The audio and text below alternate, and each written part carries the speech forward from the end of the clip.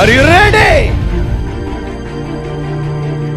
మన ఒకటో పాయింట్, దేవుని యొక్క మంచితనమును గుర్తించాలి.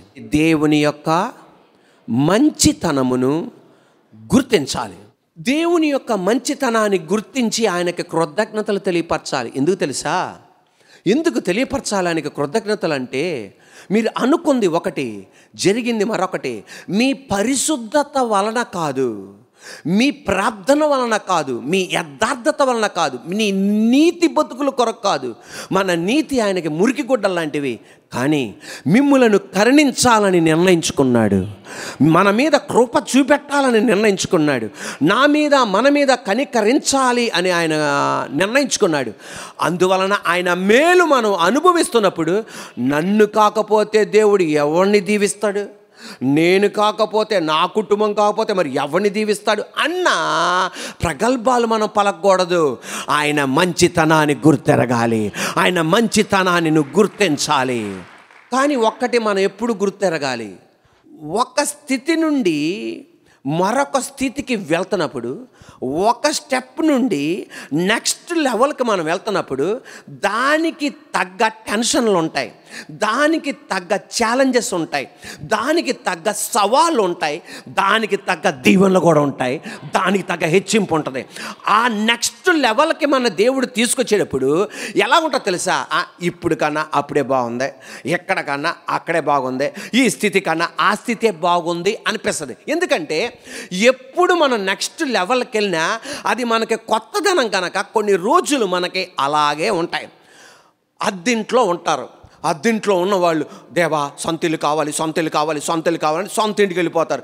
సొంత ఇంటికి వెళ్ళిపోగానే దానికి తగ్గ ఛాలెంజెస్ ఉంటాయి, దానికి తగ్గ టెన్షన్స్ ఉంటాయి. అటువంటిప్పుడు ఏమనుకున్నా తెలుసా? ఇప్పుడు కన్నా అప్పుడే బాగుంది, ఎక్కడికన్నా అద్దింట్లోనే బాగుంది, ఈ స్థితి కన్నా ఆ స్థితే బాగుంది. నేను గృహప్రవేశం చేసిన తర్వాత మళ్ళీ నాకు ఫోన్ చేసి చెప్తారు, మళ్ళీ అద్దింటికి వెళ్ళిపోతున్నావు అని. నాకు సొంత ఇల్లు కలిసి రావట్లా, అద్దిల్లే కలిసి వస్తుంది. ఇంత ప్రార్థన చేసి దేవుని అనుగ్రహిస్తే మళ్ళీ నేను అటు వెళ్ళిపోతావు అంటావేంటమ్మా? నెక్స్ట్ లెవెల్కి వెళ్ళినప్పుడు కొన్ని సవాళ్ళు ఎదుర్కొంటాం, కానీ దాంట్లో మనం దీవెనలు చూస్తాం, దాంట్లో మనం విడుదల చూస్తాం, దాంట్లో మనం హెచ్చింపు చూస్తాం. 4వ తరగతి చదువుతున్న బాబో పాపో 5వ తరగతికి వెళ్ళగానే ఏమంటారు తెలుసా?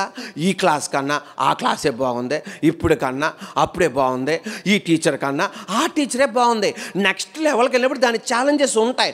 నాకు వద్దు అని చెప్పి 4th క్లాస్కి వెళ్ళావు అనుకో, బతుకంతా 4th క్లాస్లోనే ఉంటావు, నువ్వు ఉన్నతమైన స్థానం చూడలేవు. కానీ అప్పుడు ఆ 5th క్లాస్కి నువ్వు వెళ్ళినప్పుడు, నెక్స్ట్ లెవెల్కి వెళ్ళినప్పుడు, అయ్యా ఇంకొకరికి లేని భాగ్యం నాకు ఇచ్చావు, నీకు కృతజ్ఞతలు తండ్రి, ఈ ఛాలెంజెస్ని ఎదుర్కొనే శక్తి నాకు దయచేయి ప్రభువా, ఈ సవాళ్ళను ఎదుర్కొనే బలం నాకు దయచేయి ప్రభువా, ఎలా ముందుకెళ్ళాలో నాకు తెలియదు ప్రభువా అని గుర్తిరిగి ఆయన మంచితనంలో కృతజ్ఞతలు తెలిపరిచి వెళ్తే నిన్ను హెచ్చించే విధానం ప్రపంచం చూడబోతుంది. వివాహం కాకముందు ఒక రకంగా ఉంటుంది మన జీవితాలు, వివాహం అయిపోయిన తర్వాత, వివాహం అయ్యేదాకా ప్రార్థనా కాగితాలు, అబ్బా పెళ్ళో పెళ్ళి, పెళ్ళో పెళ్ళి, మా అమ్మాయికి పెళ్ళి, మా అబ్బాయికి పెళ్ళి, మా అమ్మాయి పెళ్ళి, మా అబ్బాయి పెళ్ళి. పెళ్ళి అయిపోయి వెంటనే ఏమంటారు తెలుసా?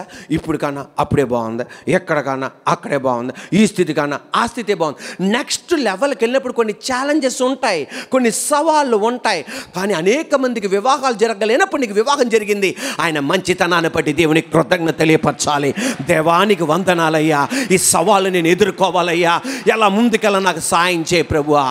ఇశ్రాయేలు ప్రజల్ని దేవాది దేవుడు నేను మిమ్మల్ని కోపపడట్లా, నా దయ మీ మీద ఉంది అని నెక్స్ట్ లెవెల్కి వస్తారుగానే వీళ్ళు అంటారు ఇప్పుడు కన్నా అప్పుడే బాగుంది, ఎక్కడికన్నా అక్కడే బాగుంది, ఈ స్థితి కన్నా ఆ స్థితి బాగుంది.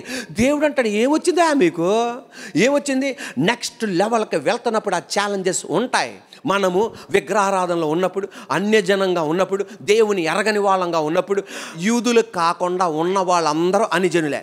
అందువల్ల మనం ఎవరు యూదులం కాదు కనుక అన్ని జనులుగా ఉన్నప్పుడు దేవాది దేవుని కృప మన మీద పడి మనల్ని మందిరములోనికి తీసుకొచ్చి యేసయ్యని ఎరిగేటట్టు చేసి సృష్టికర్తని ఎరిగేటట్టు చేస్తే ఆ నెక్స్ట్ లెవెల్కి వెళ్ళగానే మనకేమనిపిస్తుంది తెలుసా? ఇప్పుడు కన్నా అప్పుడే బాగుంది, ఇక్కడ కన్నా అక్కడే బాగుంది, ఈ స్థితి కన్నా అక్కడ ఆ స్థితి బాగుంది. ఎందుకంటే ఆ ఛాలెంజెస్ ఉంటాయి, ఆ సవాలు ఉంటాయి. మన ఇంట్లో ఎవరు నమ్ముకోవాలా? మనమే దేవుని నమ్ముకున్నాం.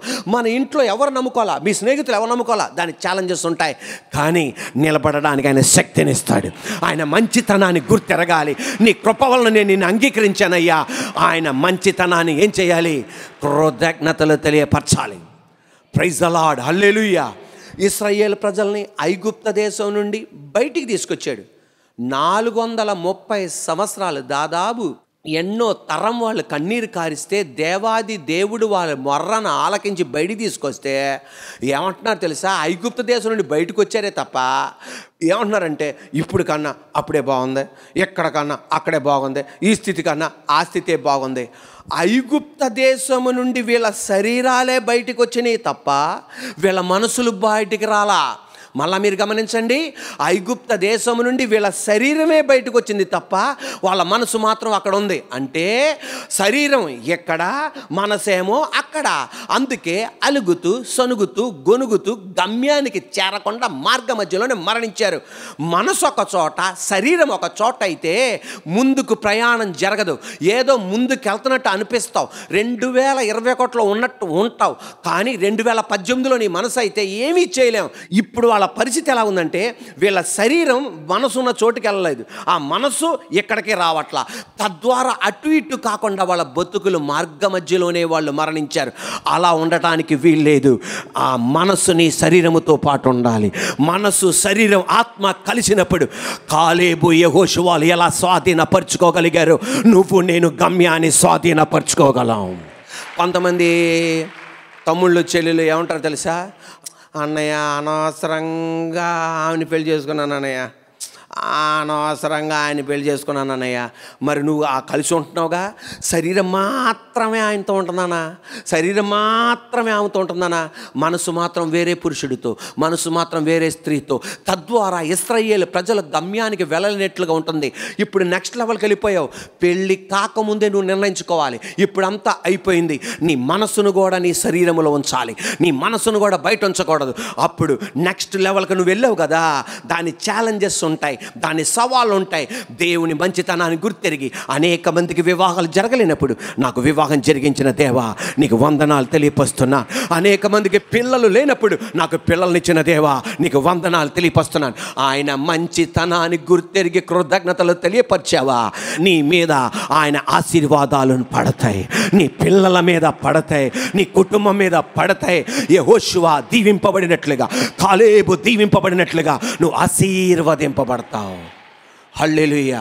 మళ్ళీ మీరు గమనించండి, నెక్స్ట్ లెవెల్కి ఏ స్థితికి వెళ్ళినా, అది ఎల్కేజీ నుండి యూకేజీకి వెళ్ళినా, 10th క్లాస్ నుండి ఇంటర్మీడియట్కి వెళ్ళినా, ఇంటర్మీడియట్ నుండి డిగ్రీకి వెళ్ళినా, డిగ్రీ నుండి పీజీకి వెళ్ళినా, పీజీ నుండి ఎంఫిల్కి వెళ్ళినా, ఎంఫిల్ నుండి పిహెచ్డీకి వెళ్ళినా, ఇండియా నుండి అమెరికాకి వెళ్ళినా, అమెరికా నుండి ఇండియాకి వచ్చినా, ఏ దేశానికి నువ్వు వెళ్ళినా ప్రతి నెక్స్ట్ లెవెల్కి దాని ఛాలెంజెస్ ఉంటాయి. కానీ అటువంటిప్పుడు సనక్కుండా దేవుని మంచితనాన్ని గుర్తెరిగి కృతజ్ఞతలు తెలియపరచాలి. సాతానుగాడి అజెండా ఒకటే, నిన్ను ఎప్పుడు వెనకాల ఉంచటమే వాడి పని. ఇప్పుడు సంతోషించకూడదు. ఇప్పుడు దాటిపోయినాక ఇక్కడికి వచ్చినాక మళ్ళీ అక్కడే బాగుంది సంతోషిస్తాడు చేస్తాడు. కానీ ఈరోజు నువ్వు సంతోషంగా ఉండాలి. ఈరోజు నువ్వు కృతజ్ఞతలు తెలియపరచాలి. ఈరోజు ఆయన మహిమపరచాలి. ఈరోజు ఆయన యందు సంతోషించాలి.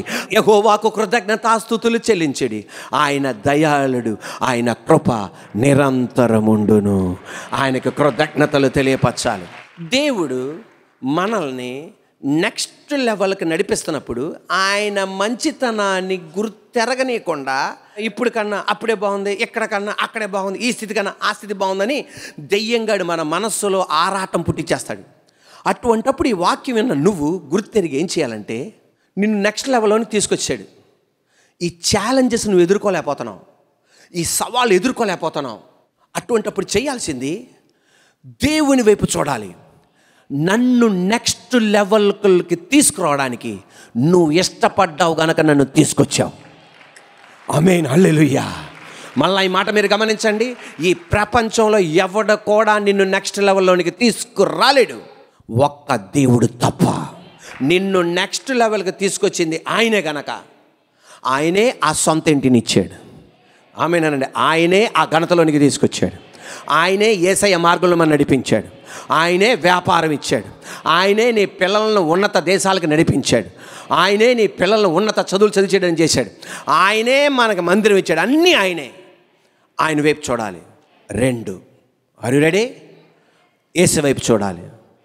3, యేసు వైపు చూడాలి. 1 చెప్పండి, యేసు వైపు చూడాలి. 2, యేసు వైపు చూడాలి. 3, యేసు వైపు చూడాలి. మరొకటి చెప్తున్నా, ఎవరి వైపు చూడాలి తెలుసా? నీలాగా ఉన్న కొంతమందిని ఎగ్జాక్ట్ నీ టైపు కాకపోయినా వేరే టైపులో నెక్స్ట్ లెవెల్కి తీసుకెళ్ళిన వాళ్ళు చాలామంది ఉంటారు నీకన్నా ముందల. వాళ్ళతో నువ్వు సంబంధం పెట్టుకోవాలి, వాళ్ళతో నువ్వు మాట్లాడాలి, వాళ్ళతో కలిసి ప్రార్థన చేయాలి, కనీసం ఫోన్లో అన్నా మాట్లాడాలి. వాళ్ళ ప్రోత్సాహ మాటలు నిన్ను నిలబెడతాయి. ఆహా, నువ్వు కూడా నాలాగే లేవన్నమాట. ఆ ప్రోత్సాహ మాటలు నిలబడి నెక్స్ట్ లెవెల్లో ఉన్నప్పుడు ఆయన మంచితనాన్ని నువ్వు గుర్తెరిగి ఇంకా ముందుకెళ్ళే దేవుడు చేస్తాడు.